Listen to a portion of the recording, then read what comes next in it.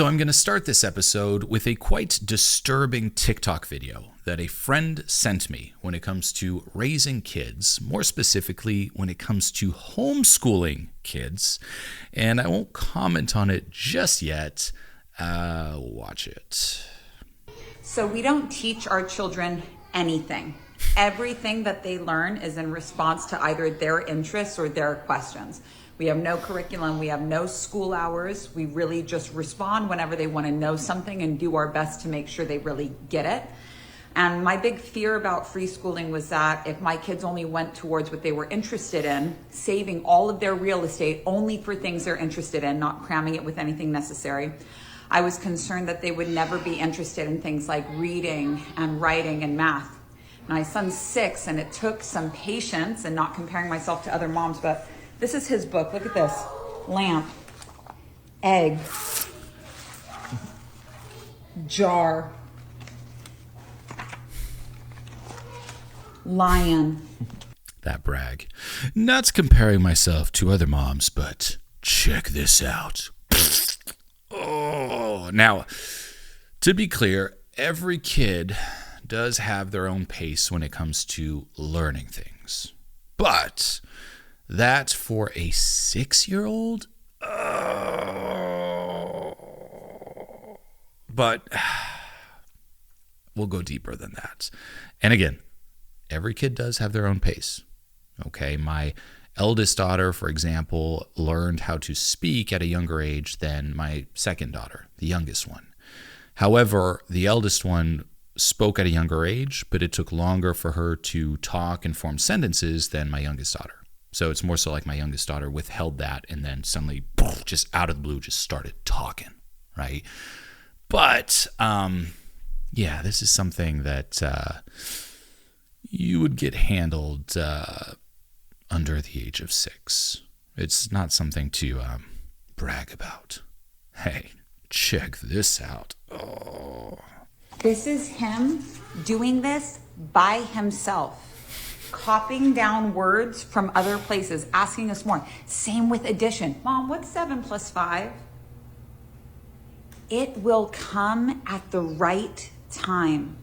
But if you do not like this idea of sending your kids away for 40 hours a week and then wondering why they have no energy to do anything else, if you are not into your kids conforming, trust that you can follow their interests and they will learn everything they need to learn, not what other people.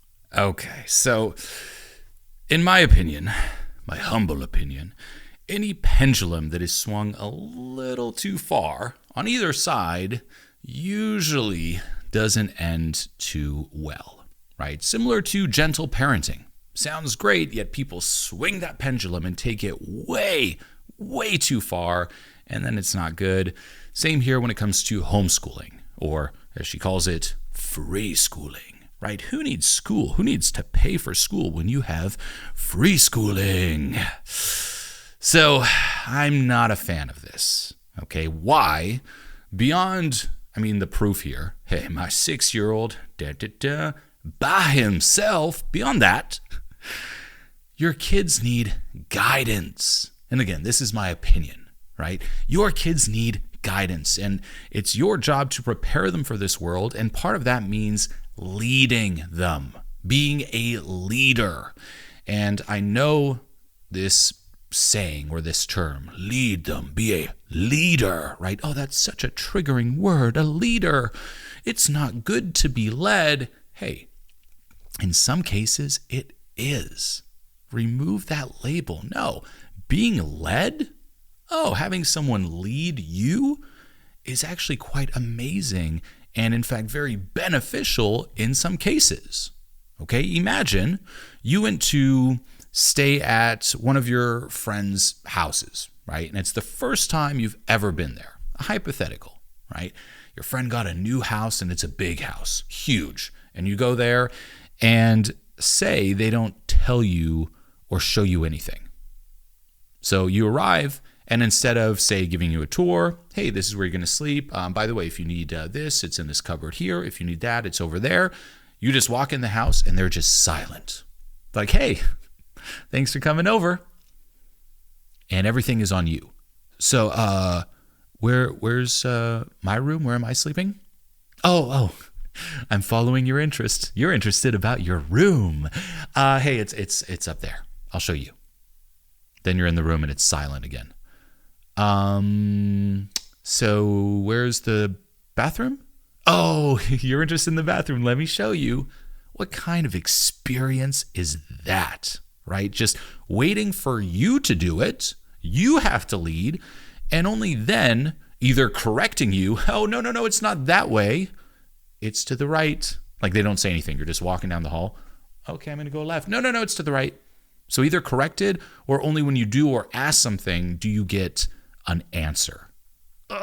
No, in that case, you want to be led. You want your friend to lead you and show you around, give you the tour, show you how it works. Hey, here's this, here's that. Okay, thank you. Same here. Your kids are entering this thing called life. They're entering the world. And you're not going to show them around? You're not going to be like, hey, check all these things out and ultimately expose them to all aspects of life. You're just going to wait. Oh, you're interested in that aspect? Okay, here's the answer. Oh, you're interested in that? Here's the answer. No. And you cannot project your adult self in their body. They aren't you. They haven't fully developed. They're still growing. They, especially at a young age, still don't know how to regulate their emotions. They have such a limited perspective of the world. You cannot let them lead. Now, of course, pendulum on the other side, this doesn't mean being a controlling helicopter dictator parent. They will never lead, only me. No, it's in the middle. But this here, they need guidance. They need you to guide them. They need you to lead them. And a perspective that has really helped me when it comes to raising my two daughters is the way that I view it is you have a very limited amount of time to ultimately prepare your children for the world. And that's your job as a parent, right? You have 18 years from the moment they're born to the moment till, hey, they're an adult now, to prepare them for life. And the question that every parent should ask themselves is, how are you going to spend that time? How are you going to spend those 18 years, right? And you have to make sure during that time that they have the necessary knowledge, the necessary skills, including social skills, and the necessary self-esteem to make it in the world. And it's a balancing act, right? Okay, I have 18 years. How am I going to balance knowledge, skills, and self-esteem? And if you go too far on one, it's usually not good, right? If you say just focus on self-esteem, right? Parents will try to do this by creating a safe space for their kid. You know what? It's all about bonding and connection and gentle parenting taken way too far. And I'm just going to shelter them and be there for them. They need hugs and that's it. And if they don't want to do something, they're not going to do it. Safe space, safe space. And you think that that is going to help them with their self-esteem, but that's not true. Why? Because you ignore knowledge and skills. And not just that, but by creating a safe space, you're delaying the inevitable where they're eventually going to meet life and life is going to knock them out. So instead of, hey, I'm keeping you sheltered for those 18 years and now all at once you have to learn these things, I'd much rather small chunk it over those 18 years. Oh, I have time. I have 18 years to small chunk all the lessons, all the things they need. And it's not a safe space. It's, yes, working on their self-esteem, but also knowledge and skills. And knowledge, I would not overestimate myself. Like for me, if I were to do this, no way would I think that I have enough knowledge to fully prepare my kid for the world. No way. Okay, I'd never overestimate that. And I would never overestimate my biases. Every single human has biases. And you're ultimately exposing them to this one or two, right, depending on the parents, perspective. That's it. It's here. You have our perspective and our lessons and our subjective view of the world, and that's what you're going to learn from. Oh, no, I want them to be exposed to a lot of different points of view, a lot of different perspectives, a lot of different people, not just me. Now, that's for the knowledge, but then the skills. And this is something personally, when it comes to homeschooling, I have seen people do it very successfully, to be clear. Not in this case, in my opinion, but I've seen people do it well. But for me, I'm not a big fan. Why? Not even just for the knowledge, although that's very important. Again, being exposed to multiple sources as opposed to living in an echo chamber, but also for the skills. And the most important skill is social skills, right? Learning the different social cues, developing social intelligence. And that's only something that you can do with a lot of experience. You need a lot of reference experiences. You need to talk to a lot of people, to be exposed to a lot of people, to start reading these cues. And if you just isolate your kid at home, or just, hey, a few friends, some of the neighbor friends, or our friends' kids, and that's it, it's still very sheltered. So I'm not a big fan of that personally. And the same here, where it's, anything they're interested in, that's what we'll do. Well, if you think of exposing them to all aspects of life, that also means exposing them to doing things that they don't want to do and seeing what that feels like. Seeing what it feels like to have to do something that you don't want to do and still do it. Because that's also a part of life, right? Experiencing boredom. Things like that. Like, my parents said no on something I was interested in. Oh, I'm bored, and my parents not rushing to the rescue to entertain me. Yeah, that's part of exposing them to life. And then your job, once more, is to show them everything, and teach them how to ultimately deal with it in the best and healthiest way, right? And that means show them different points of view, not just your own as a parent or as parents. It can't be this limited knowledge. And do not underestimate the importance of learning communication skills, social skills, and developing social intelligence. That's really the key, in my opinion, to navigating this world. That's like a superpower, and it's something that is lacking more and more. Why? Well, people are more isolated. We're more connected than ever, social media, but we're more isolated. There's less face-to-face, human-to-human interactions. Everything's happening online or on text, and then people learn ultimately the rules of socialization online, and they think that it translates directly in the real world when that's not the case. No, you need real-world exposure. So it's really lacking. But what that also means is if you're able to cultivate this, or your kids cultivate this, they have a massive unfair advantage, because everything comes down to that, right? Even if you think of success in whatever field, one of the magic pills, not that there are any, is social skills. It's relationships. Hey, you can just put your head down in your computer and work, or you can lift your head up, smile, and meet the right people. So much of my success comes down to who I know, comes down to relationships, comes down to networking. Even in terms of just building a business and what I do, so much of it is also social intelligence, understanding human psychology. And that's something that's so important, again, in my opinion, for your kid to learn. So even bringing it back to me, my eldest daughter right now, she just started school again 3 days ago. Daycare, right? Not school, daycare. She's 4. She did it when she was younger, and we took a little break, and she just started again this week. And it's 3 days a week, and she's going to be doing that for a while. Now, she doesn't have to, but I want her to. We, my wife and I, want her to. Why? For the exposure to other kids. That's it. That's the only reason. Exposure to other kids, other opinions, and ultimately learning how to network and have friends that are outside of the family and friends of your parents. Like, ultimately, all these connections outside and seeing how they do.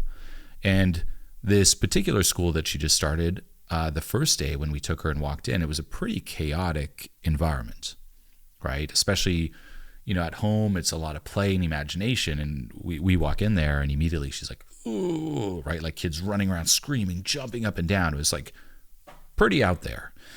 And I even felt a part of me being like, oh, this is a lot. But then the other side of me was like, no, this is life. This is fucking life. You can't shelter her from that. Now, again, pendulum swing. It's not about pushing then your kids too far into all these very uncomfortable situations. No. but it's about having them dip their toes in the real world, then reporting back, right, at the end of the day, how was school? And then we break it down and they get feedback. Experience the world, report back feedback. Experience the world, report back feedback. But learning those skills are so, so crucial. Now, a little sad side tangent here. On the first day when she came home, she had a blast. But I asked her, so did you meet or play with any of the other kids? And this broke my heart. She said no, she didn't play with anyone. And then she followed it up with, well, some kids came up and said hi to me and tried to talk to me, and they asked me what my name was. And this is where it gets tragic. So my wife and I have told her that, and it's a rule that we have, whenever, your parents are not around, don't tell any stranger your name. It's a rule that we have. And we had said it a few times, but we hadn't in a long time. And I'm surprised she remembered this. And this is how tragic it is. She looks up at us and she's like, well, they came and asked me for my name, but because they're strangers and you weren't there, I couldn't tell them my name. And my heart went like, oh. So, well, 1, I was proud of her for remembering that. 2, better safe than sorry. But 3, oh no. Oh. Can you imagine first day of school? Hey, I'm John. What's your name? Stranger danger, stranger danger. So that was just day 1. Ever since then, the last 2 days have been great, but it was quite tragic. But again, it also shows I never considered that, by the way. There's always levels to this. I tend to think, especially when it comes to social cues, social intelligence, just based on my past, my experience, and with coaching, I can predict a lot. I never thought this would have been used in such a context. But little side tangent. But back to homeschooling. Right, and exposing your kids and not ultimately sheltering them. This also, personally, it's something I think about when it comes to private school or public school, not homeschooling. I would not homeschool. But people often ask me, like, so are they going to go to private school? Did you find a private school yet? And I'm still undecided, to be honest, but I'm leaning towards public school, not private. Why? For that very reason.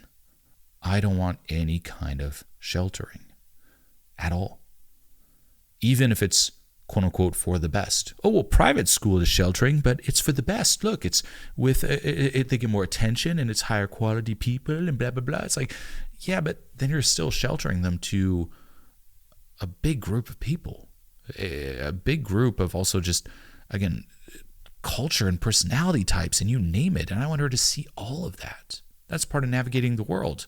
If you're just exposed to such a small group, it's like you miss out on some of these key experiences. And that's important to realize too, is that experiences that are good for your growth aren't just good experiences, right? So, that's my view. Bit of a rant on this, but homeschooling, no. Especially this, not something to brag about.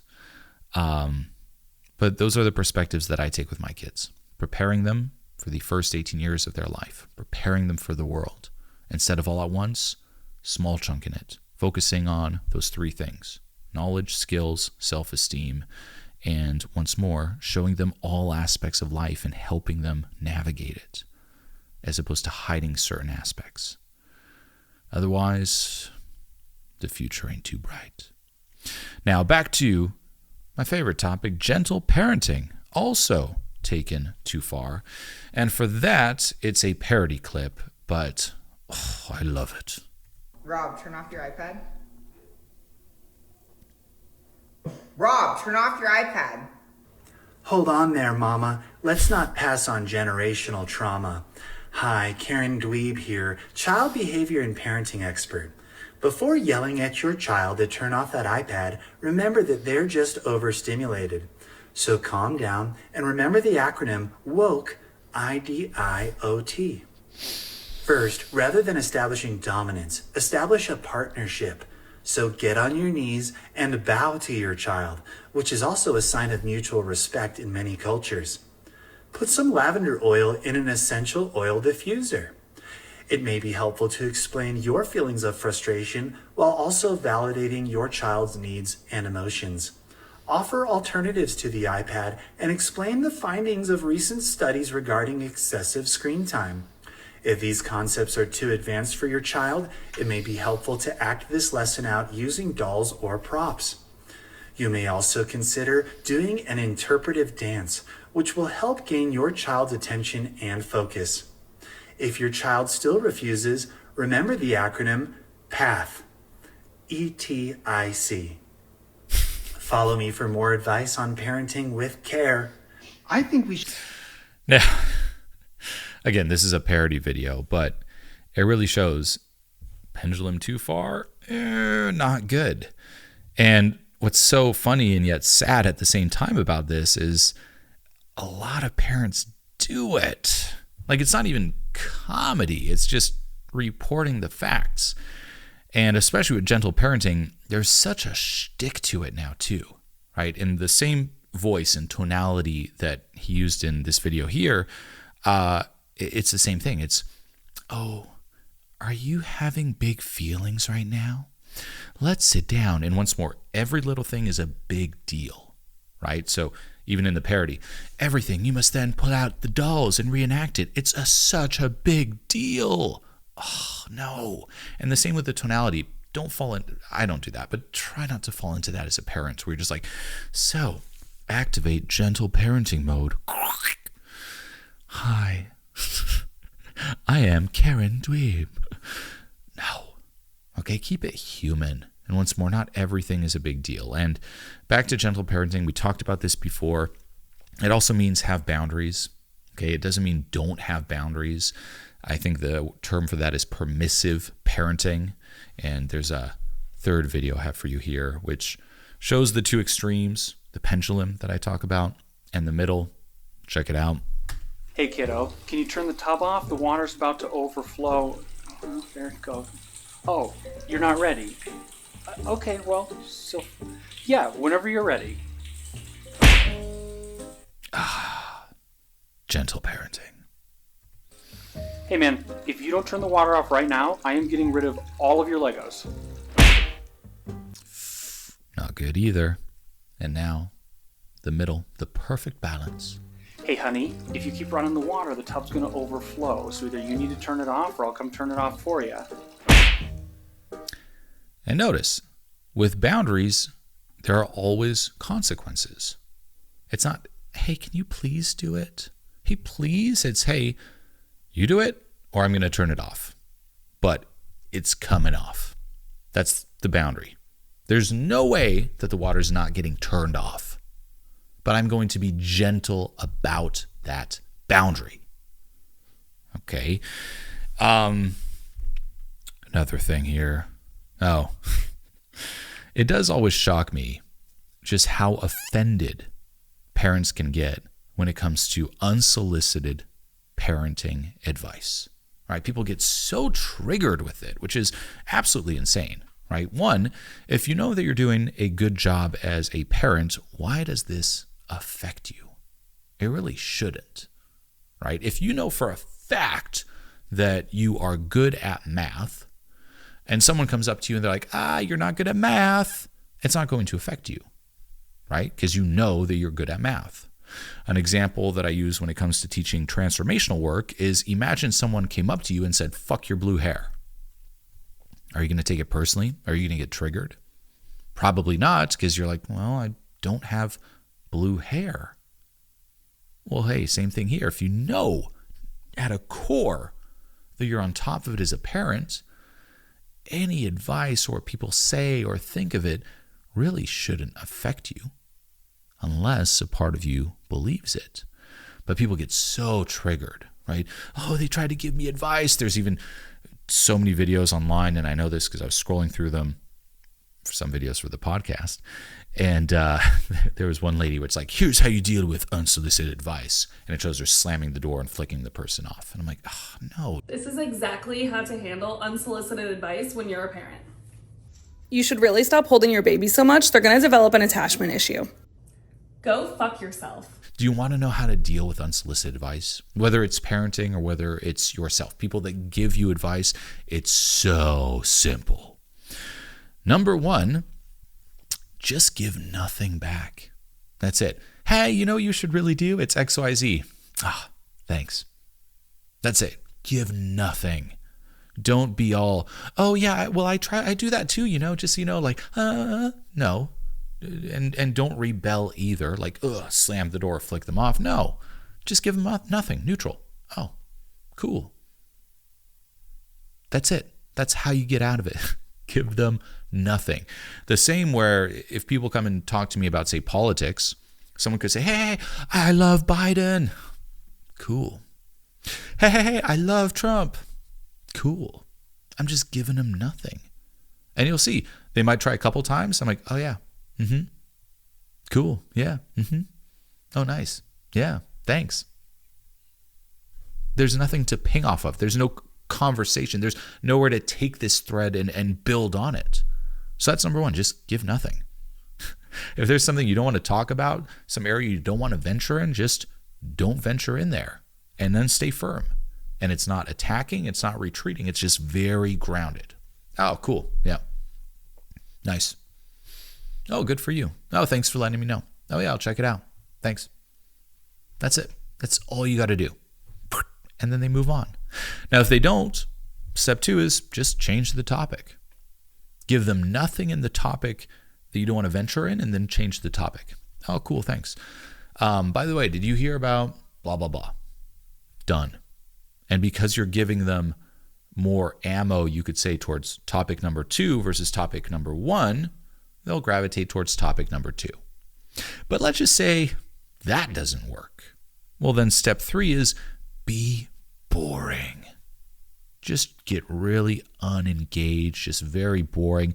Basically, break all social skill advice, communication skill advice. Just be as boring and monotone as you can be, and eventually they won't be into the conversation and they'll leave.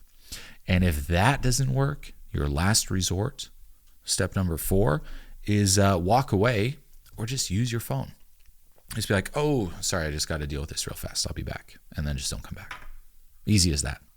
Right? People make such a big deal, but the give nothing method works all the time. If there's any topic you don't want to talk about, just don't give anything. Step 2, change the topic, be boring, walk away. But yeah, I don't mind unsolicited advice because it doesn't offend me. I know that I'm on top of what I'm doing, and I want the unsolicited advice. Why? Similar to what we were talking about before, I want to be exposed to multiple opinions. Even if I don't agree with them, I want to be exposed to that. I don't want to be stuck in any kind of echo chamber. The same with the people I surround myself with in life. I hang out with all walks of people. I hang out with successful people. I hang out with unsuccessful people. I hang out with people who politically are on the right and politically are on the left. I hang out with people who are into personal development, what I teach, what I do, and I hang out with people who hate that, who are not into it at all. I hang out with people who take action. I hang out with lazy people. I hang out with all walks of people. Why? 1, people are people. They're more than those little things. They're more than success and self-help. But 2, I'm not in an echo chamber. I get different points of view. And it's okay if I don't agree with one. The same with just having friends. You're not meant to agree with everything that your friend believes. It's okay, right? They're more than their opinions. But I still want them to tell me those opinions. I don't want them to withhold that. I want to hear all the different perspectives. And at times I hear something and I change my mind. Other times, no. Other times I learn. But yeah, I want the unsolicited advice. Because it's that one time out of, say, 100 where you're like, oh, thank you. As opposed to just having that default reflex of blocking it off because you're afraid that it triggers you. It's going to trigger me if people talk about it. No, screw that. Be open to it. For real. Other than that, I got to say this week has been not that eventful. It's funny. I was thinking about what I was going to talk on this episode. And the videos, of course. But apart from that, I was like, man, there's not much, right? My daughter started school, daycare. I keep calling it school. It's daycare. And it's been great so far, apart from that first day. I've just been working, to be honest. Just working. So yeah. Keeping it real, keeping it raw.